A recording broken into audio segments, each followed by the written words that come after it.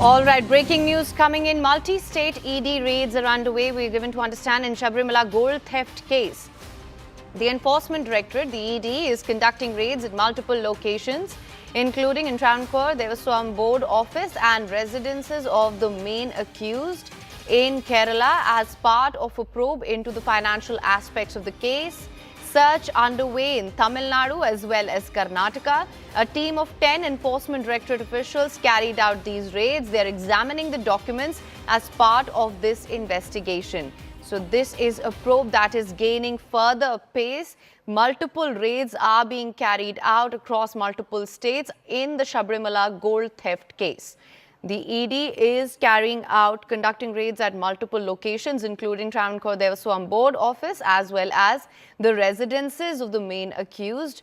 Unikrishnan is part of a probe into financial aspects of this case. They're carrying out searches in Tamil Nadu, in Karnataka. A team of 10 Enforcement Directorate officials carried out raids and examined documents as part of this investigation. For more on this, we have Arunima live with us. Thank you so much for joining me, Arunima. Good morning to you. What can you tell us?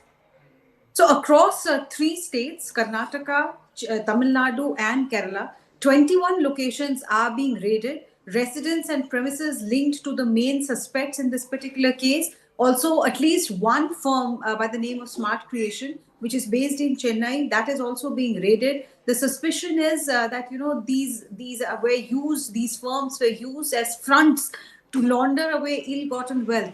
Now, the basic premise on which the Enforcement Directorate is working, and the SIT was already probing the corruption angle, that from the door frame of the old Sabarimala temple and from the idol, gold was taken away. There was theft of gold, and subsequently that was sold off. Money was laundered away. That's when ED stepped in. ED registered a case first against 12 people. Now its realm of investigation is increasing further. There are more people who are in the ambit of ED's probe, and that's why these 21 locations are being searched. Multiple teams headed by a joint directorate level officer have spread out across these 3 states, and they are looking at documents, bank records, digital devices to see what connection, what paper trail they can really draw from the corruption angle all the way to the laundering charge that ED is probing. Right. Also joining me right now, Neetu Ray Kumar. Thank you so much for joining me, Neetu. What can you tell us? As Arunima mentioned, of course, they are trying to piece together perhaps a paper trail that may lead to more clues as to what really went on here. Given the fact that also raids are being conducted across multiple locations, it just goes to show how far and wide this web had spread. Now, see, we are right outside the Travancore Devaswam Board office. This is the headquarters of the Travancore Devaswam Board. This office is located in Thiruvananthapuram. Now, in this office also, raids are underway right now. Though the officials came early in the morning, they could only start right now because the office was not open. The key was with the secretary to the Devaswam Board. So now that is happening. They have started the checks.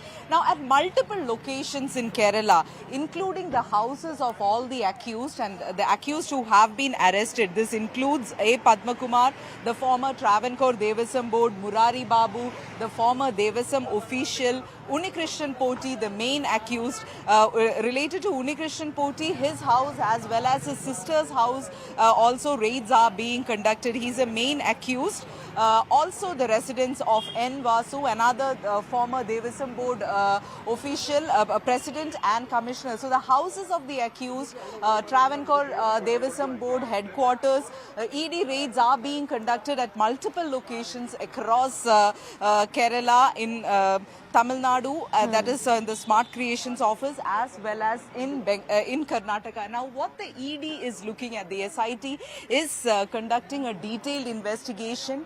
About 13 accused have been arrested so far in both the cases. Now, what the ED is looking is basically the financial angle. What happened to the proceeds of this crime?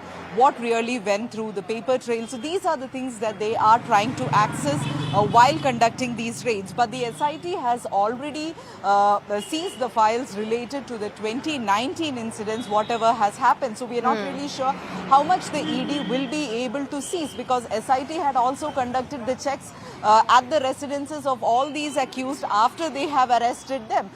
So we'll have to wait and watch till the end of the day as to what ED will be able to find. But ED is looking into the financial angle, the proceeds of the crime, what really happened, where it went. So that is the angle of the Enforcement Directorate.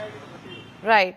Now, of course, Arunima, let me just come back to you. We have been tracking all the developments in this case for quite some time now. Of course, this probe is related to the various irregularities, the misappropriation of gold. And as Neetu mentioned also, this is, of course, a focus on the financial aspect of it. What do you reckon are going to be some of the findings, given this entire probe has gone on for quite some time now?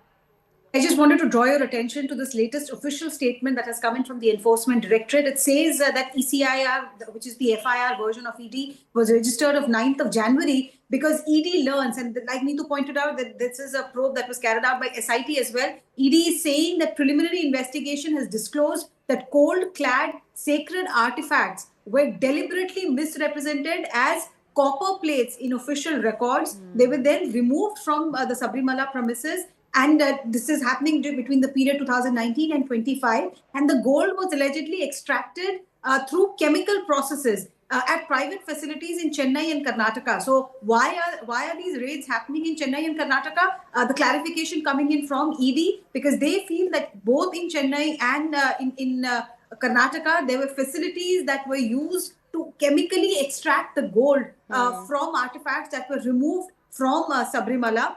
And the proceeds of crime that were generated after you sold off that illegally extracted gold, they were then transferred and concealed in Chennai and Karnataka as well.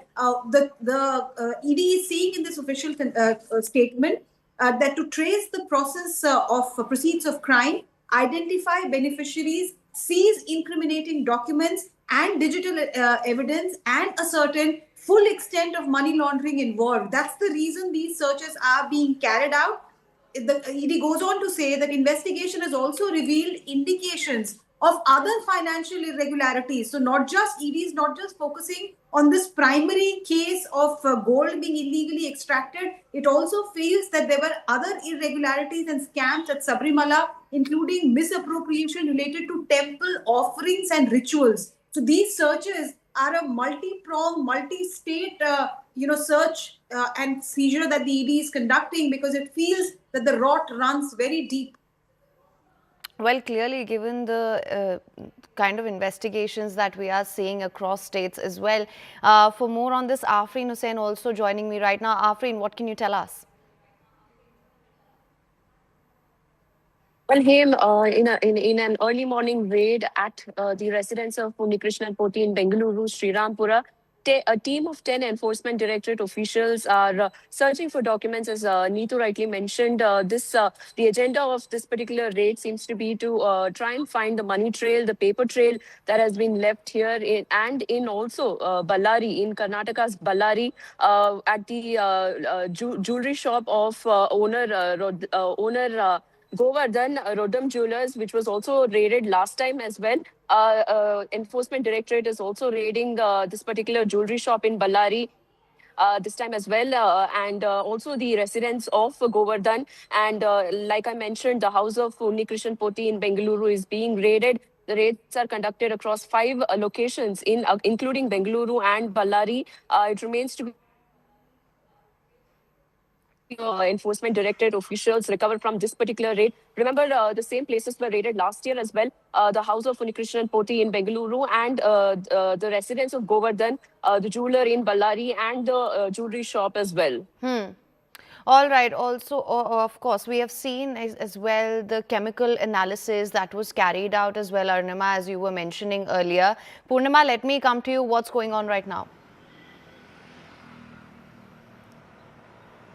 Well, in 6 places in Tamil Nadu, raids are going on from 6 a.m. is what sources tell us, and one raid is going on in the outskirts of Chennai, and this at Mantra Gold Coating Company is what sources tell us. So, at least 6 places in Tamil Nadu, including the one in the outskirts of Chennai, are being raided from 6 a.m. today, is what sources tell us. We'll have to wait for more updates on this. Absolutely. Now, Arunima, let me just come back to you. As you'd mentioned earlier as well, the more we sort of peel back the layers here, the more we see how deep this rot really runs. And of course, the SIT's interim report also shows the need for further exhaustive probe into this entire case. Yes, but you also have to keep in mind that everything that happens in an opposition ruled state by a central agency also gets mired in politics. So this too, SIT was not in favor of the enforcement directorate coming in. In fact, a court order had to be taken before the ED could register the case, and it saw those documents that were in possession of the other agencies that were probing, and subsequently came to that conclusion. And that's why ED's official statement today is of that much more importance, because it's saying at the end of that statement that we are not just looking at the allegation of gold theft at Sabarimala. We also feel that the temple offerings and rituals that were being conducted at the temple, and we all know how holy Sabarimala is for the faithful. It's a very, very personal choice. It's not easy to do that pilgrimage. And if those temple offerings are being misused, are being misappropriated, you're playing with the faith of people. That's exactly what ED is alleging. Neetu will be able to weigh in better, but with elections round the corner, this has political ramifications too. What ED is alleging is that, you showed gold artifacts as ones built of copper, take them out of the temple, but you did not limit yourself to that alone. You also misappropriated what the pilgrims were offering to the shrine, and you took out ill-gotten wealth from the temple offerings as well, which were subsequently laundered away. That's a very serious charge, and like I said, a particularly potent one. Absolutely. Afreen, let me come to you on that one as well. As Arunima mentioned, we're not just talking about the gold plates here, which were misappropriated as being labeled as copper plates. It's also the temple offerings and the devotees, whatever they had to give there. What's your take on this? Well, absolutely. Like Arunima rightly mentioned, that it's a very important and holy place for those who are faithful and who believe in Sabarimala, and looking at this from that perspective, it really speaks highly. Like Arunima rightly mentioned, Neetu would be able to weigh in better, because elections are around the corner, and it seems like politics that's playing out in the state of Kerala, and also since Karnataka and Tamil Nadu are also connected, it remains to be seen how this would also impact the politics in the state. Right. And Purnima, let me come to you on that also, just to get a better sense of the politics that's broken out over this. As we have all been discussing, it's a crucial year. What can you tell us?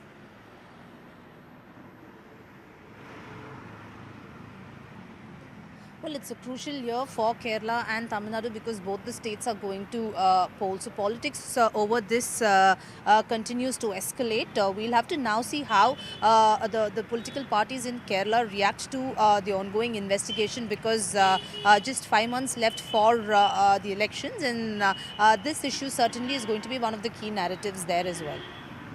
All right, Neetu, of course, we've been seeing the sort of misappropriation that we're seeing, how far and wide this web has spread entirely. Neetu, of course, for the benefit of our viewers, if you could just give us a better understanding of what we're really looking at here. See, ever since this SIT investigation has begun, High Court has taken the suo motu case, and High Court has asked the government to form this SIT with the particular officers as the head of the investigation. So ever since then, initially it was said that about 4.5 kg of gold is missing from the Dwarapalaga idols, the gold padded copper plates. But as the investigation began, it was clear that it is not just this. It runs deeper into this, and the High Court has also expressed shock at the way in which this entire thing turned out. Now, in another case, the High Court has actually asked the Vigilance and Anti-Corruption Bureau to look into the misappropriation of funds to the tune of around 35 lakhs from the sale of ghee. So this is something which is ongoing. Yesterday also the Kerala High Court has come out with an order. It was an interim order after considering the report, the chemical analysis report and the investigation progress report submitted by the SIT, where the High Court says that prima facie it looks like our suspicion is correct, and the chemical analysis show that the particles that were kept in 2019 and subsequently which has been collected right now, there is difference in that. The SIT has also said that they need to record the detailed statements of these technical experts who have conducted this analysis to understand what really happened. So that is where the gold theft investigation stands. Now, as far as the politics of this, in other 2 months or 3 months, the state will be facing an election, the 2026 assembly elections. So Sabarimala, this hill shrine temple, is going to be a major campaign topic for the Congress as well as the BJP.